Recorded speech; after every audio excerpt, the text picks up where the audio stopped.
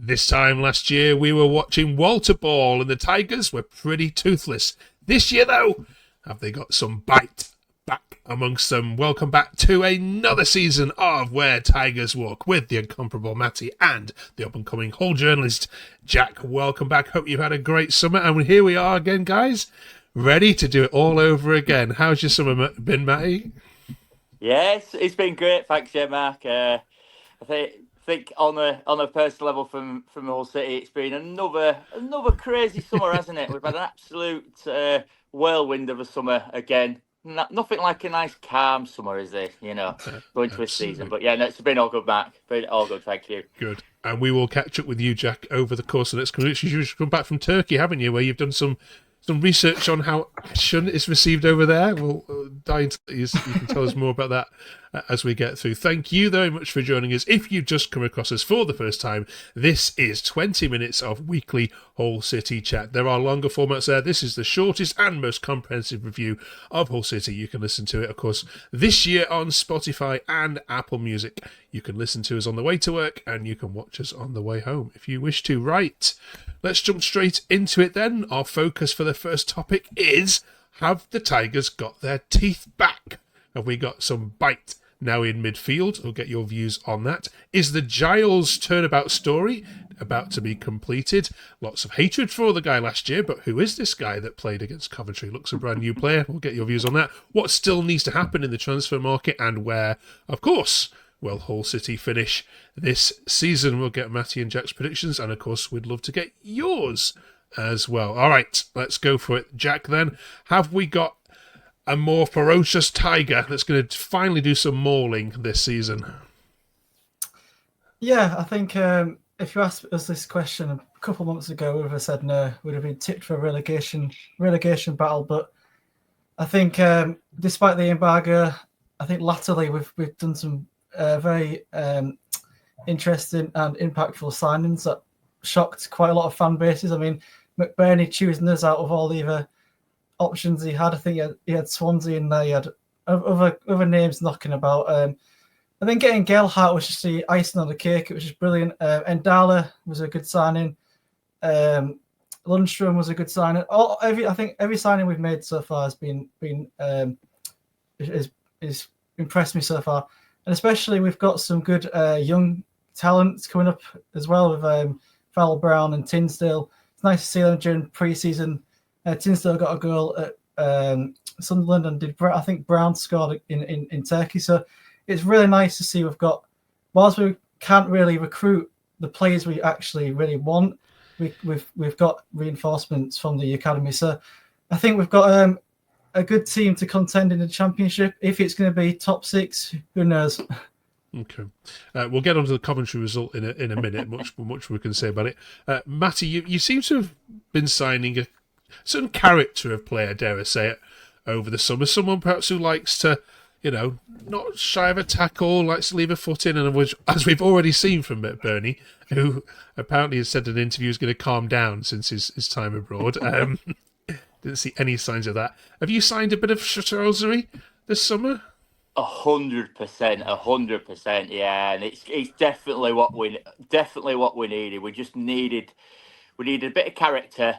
We needed leadership as well. I think that was the most thing probably missing last year, was somebody on the who's going to take control of the game, who's going to take the game by the scruff of the neck, who's not afraid to put the foot in. We look solid. We look like a big team as well. Defensively we looked strong. We looked strong attacking. Yeah, it's what we needed. We needed more experience. I think the players we brought in have definitely added to that. So we've got a bit more Championship nous, and I think that's what we said all of last year, was we need some more nous in there. We need a bit more kind of people that are willing to put the foot in and adapt to the Championship and the rigmaroles for it all. So yeah, definitely what we needed. A bit more character in there, and you know what? They're really likable as well. They're just such. They're like, I'm sure. I'm not having that. Oli McBurnie is not likable. Yeah, but he will be to us, and I'm sure he's going to get on the nerves of every single team that we play against, which is great. Crooks yesterday when he went on the keeper, brilliant. That's what we want. We want people to be there and playing for the badge. It's what we've missed, and looking forward to it. Okay. All right. Before we get into the game and we need to talk about Charlie Hughes as well, of course. All the rumours around that. Jack, last time we spoke to you, of course, Ruben Sellers was in charge 3 months ago, and look, we'll get onto your views on his transfer in a minute. But you've got a new man. Tell us what you know about him from your research, and what sort of style of football can we look forward to? Again, it was when he got announced. It's one of those managers that you heard very little of. He's come for. I think he played in Turkey. He coached in the Turkish league and did well with the team. But what impressed me most was hearing his not only his CV and all the teams he's coached. And I think he also was he a player as well before he managed. Yeah, he played. And but it's his win percentage. I think it's around 52% win percentage that I heard. I don't know where. I think it was somewhere on Twitter. So I don't even know if that's unreliable or not. But it's a figure. But I think his attacking game is much better than previous managers we've had, and it's less defensive. So last season, you'd see a lot of passing at the back, going back to Panda. This time, we're just using the channels, and we're kind of getting the balls over the top. Even though they're not working, at least they're trying to get it over and break into defence. And I think teams are going to recognise that we've got a different style of play, and it's unusual for Hull City because we're usually kind of a defensive side, but the attacking talent we've got now of Geldhart and Darlow, we've got Kamara, we've got McBurnie. We're definitely going to be a force to be reckoned with, and I just think give it time. I think 3 or 4 games will be up and running, scoring goals, and that's exactly what we've been needing. I mean, we've been promised this fast attacking football, and fingers crossed. I'm saying this early, but hopefully it's finally come. It's took a while, but yeah, I'm really optimistic about this season. Okay. Just difficult to gauge off one game, Matty, but just from the Coventry game and maybe a bit of pre-season you've been watching, what sort of formation are we expecting to see? What sort of approaches are you taking, especially in these away games that are going to be tricky? I think, like Jack says, I think we're set up very similar to how we've been set up all along. With a 4-3-3, with the 2 holding midfielders and the attacking midfielder. Maybe not. That attacking midfield maybe not pushing on as much as what we did last year, but it depends on where Geldhart's going to be played. Is he going to be played in that kind of number 10 role, I suppose? So formation-wise, I think we're very similar to how we've set up previously in terms of that. I think, like Jack says, we are trying to get the ball forward a bit quicker, mix it up a little bit, go direct when we need to. But the times yesterday when we did zip it around really nicely and we played out, which is good. Hopefully we're going to go away from playing out from the back and doing all this. I know we have been caught a couple of times in pre-season with it, but hopefully just get the ball forward a bit quicker. That seems to be the thing, and that counter-attack. Hopefully we've got the players now that we can go forward with the counter-attack and we can do that. But I think yesterday was just, I think attacking-wise, we had a little bit of presence. I don't think it were brilliant. I don't think it were great going forward, but I think that will gel. But defensively, I thought we were defensive quite strong last season, but defensively we were a lot more stronger yesterday in all 4 positions. Not usually it was Hughes and a couple of other players that actually played well, but defensively we looked strong. And do you know what? He's just straight talking, his old say guy. He just tells it as it is, and he's calling players out. He called Crooks out yesterday for missing a chance. We've not had that for a while. Just calling the players out to say you need to be giving more, you need to be doing better, which we've missed. Sellers was just the same old thing week in week out. He'd say, whereas Sergei seems to be like he's calling players out, and they all seem to like it. So we're all playing for each other, which is what we want. Yeah, I also I think he's kind of told the players to get at each other a bit more. You saw a chance with Giles and Slater. I think it was Sakamoto was easily cutting on from the right, had far too much space, lack of communication. As soon as that happened, Giles and Regan Slater were completely at each other, which is something you didn't see last season. Usually players just either ignored it or just took responsibility for themselves, but it actually seems like the players want this and they're communicating well. So that's another change I saw from yesterday. It's that Okay. leadership. That's what we lacked. We lacked massive leadership in the middle. We had a lot of young players in there, no leadership. So Lundstrom was yesterday was calling people or whatever. Even Slater was having a go at other people, which is what we want. We want 11 leaders, don't you, on the pitch? It's going to help us massively going forward. All right, let's have a look at some tweets then. If you're new to this, then what we do each week is just bring up some of the views which you guys have given on Twitter, and I put it to the panel to give their views, whether they agree or disagree. We've had some brilliant ones in the past, also some wild and wacky ones as well. Hull Talk says it's a good point at Coventry. The whole defence was really good. Lundstrom was tidy. The attack wasn't there today, though. William Young on Twitter says, great start against a tough opposition. Sublime defensively, showing glimpses of attacking promise. Hughes and Ajayi were imperious in the middle. Drama and Giles were ace out wide. I'm going to come back to that in a minute. Oli was getting stuck in. Geldhart back in black. And Amber bring on Oxford at the MKM. Right then, we've got the words Giles and ace there in together in the same sentence. I don't come to you, Matty, because you had a fair bit to say on him last year. But so let's go to Jack. Was Giles ace, Jack, and is his criticism last year all now forgiven? Well, I have to say, last season he wasn't at his best, so the criticism he got was deserved. But it's a fresh new season, and ever since he's been playing in pre-season against not only just Stockport but Sunderland, he was just incredible. It's like a completely transformed Giles that used to play at Middlesbrough, and I just thought, right, obviously the new manager's getting the best out of him, which is again a new hopeful sign. Players are just coming out of the shell. He's just bursting down the wings. He's getting the balls in the box for the first time, and he just seems like a real threat. Is the player we've wanted on the wing. I mean, credit to Louis Cole for putting in shifts, but I think Cole used to slow the games down, and he used to always go backwards. He got a bit stuck, but Giles just didn't really. He just tries to just charge down the wing as much as possible. So this season, it looks like he's finally showing his true colours, and hopefully he can sustain that throughout the season, because we really do need that threat on the left channel. Okay, right then, go on then, Matty. Be nice. Always nice. Look, it's a start. It's a start, but I'm going to give him credit where credit's due, because that yesterday was probably one of the best defensively that I've seen him play for us. He was there to clear the ball at the far post a couple of times. For me, he needs to get a little bit tighter, stop those crosses coming in. But as a start, I thought he did well. And like Jack says, going forward, there's still times when he don't get the cross right, but I think it will come. And we need him marauding down that left-hand side, because I think that's where we're going to get, and particularly now with McBurnie in the middle, that's where we're going to get the joy, I think, probably down there. So he started well.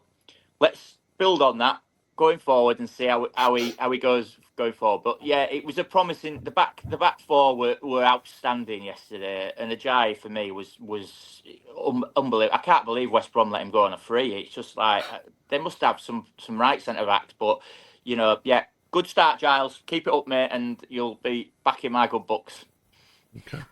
Right. Speaking of the back four, we must talk about Charlie Hughes. Now, we got pelters on Twitter yesterday for suggesting that it might be Charlie Hughes' final time in a black and amber shirt, because he's committed to the club and they're not selling him. But, Jack, is there an amount of money which could tempt the club to go sale?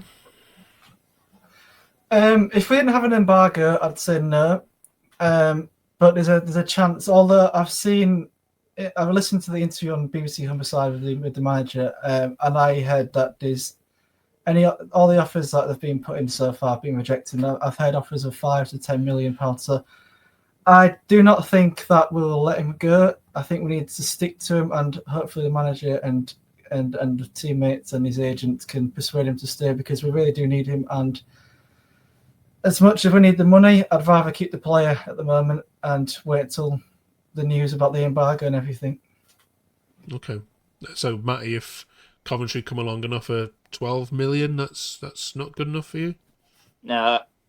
Why would he go to Coventry? I don't understand this Coventry malarkey. I mean, it's a sideways. It's a side. And no disrespect to Coventry, they are a good team, but it's a sideways step for him. And Sheffield United maybe, but it's a sideways step going to Coventry. You may as well just stay with us. I think it's inevitable. We're going to lose him at some point, but I think for his development, probably he needs another season, another 2 seasons playing at championship level to get his reputation up.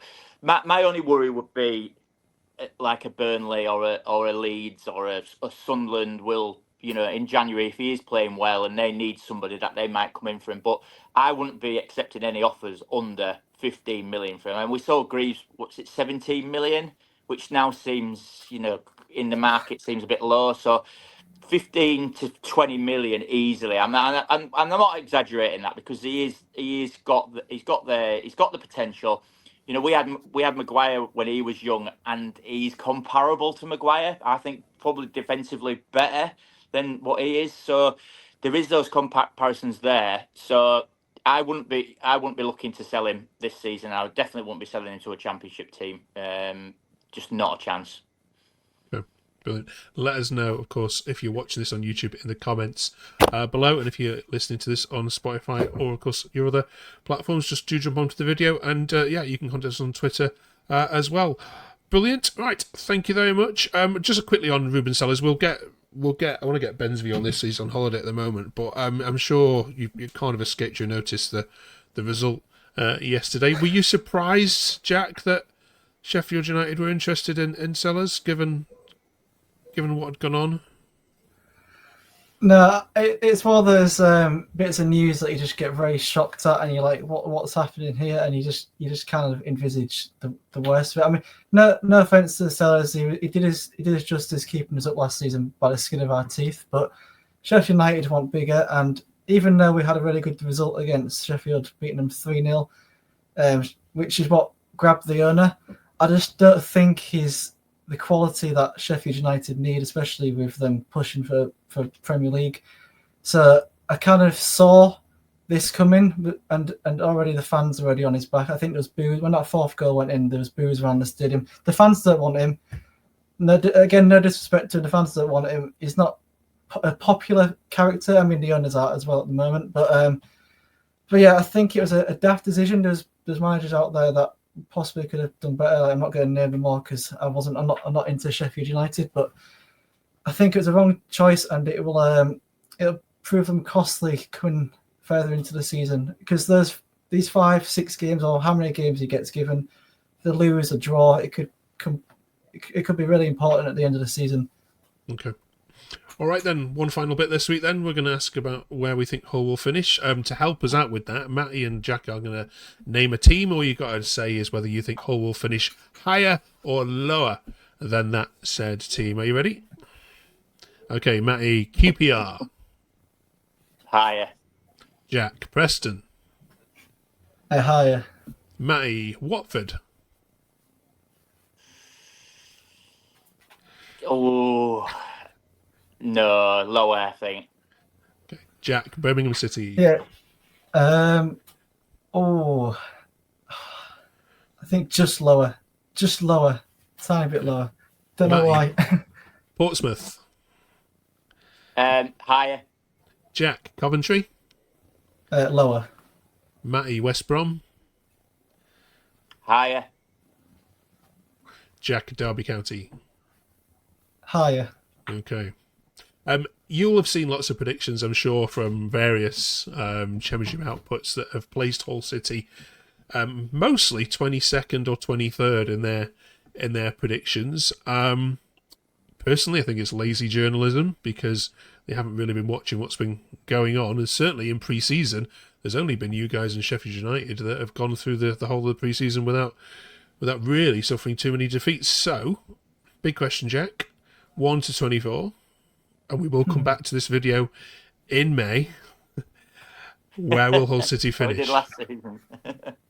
I was going to say 12th, but that'll be dodging it. So I'm gonna go 11th. I'm gonna go on the higher category of the table. Okay. 11th for Jack. Matty? What I love is that, like you just said there, Mark, is that everybody has written us off. Everybody's written us off, and just with the manager that we've got, the embargo and everything, they haven't actually looked at what we've done pre-season and the players that we've actually acquired and the ones that are potentially coming in. So it's great that we've been written off. So I'm going for an optimistic season, and I'm going 9th. There we go. Okay. Wonderful. Right, join us next week where we're going to look back. Of course, we've got the League Cup action this week as well. We've also got Oxford as well. Do drop us a subscribe if you haven't yet done so. And if you're listening on there, thank you very much. There's 20 minutes of Hull City chat coming at you every single week. Thank you, Matty. Thank you, Jack. Enjoy the Oxford game. We'll catch up with you in 7 days' time. Have a great week, everyone.